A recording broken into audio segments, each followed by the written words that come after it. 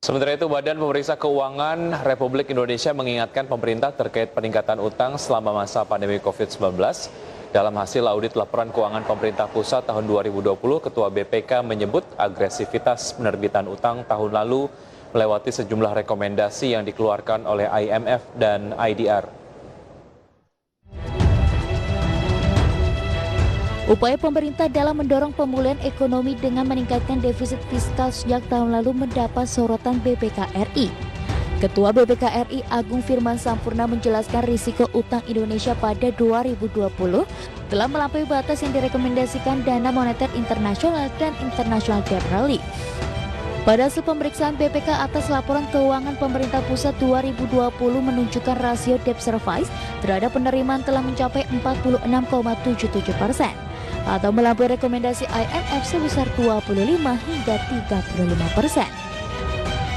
Selain itu, rasio pembayaran bunga terhadap penerimaan telah mencapai 19,06% atau melampaui rekomendasi IDR sebesar 7 hingga 10%.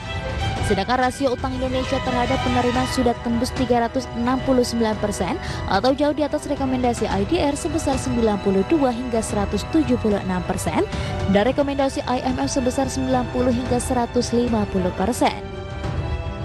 Indikator kertanan utang tahun 2020 melampaui batas yang direkomendasikan oleh IMF dan atau International Debt Relief, yaitu 1. Rasio debt relief terhadap penerimaan sebesar 46,77% melampaui rekomendasi IMF sebesar 25 sampai dengan 35%. 2. Rasio pembayaran bunga terhadap penerimaan sebesar 19,06% melampaui rekomendasi IDR sebesar 4,6 sampai dengan 6,8% dan rekomendasi IMF sebesar 7 sampai dengan 10%.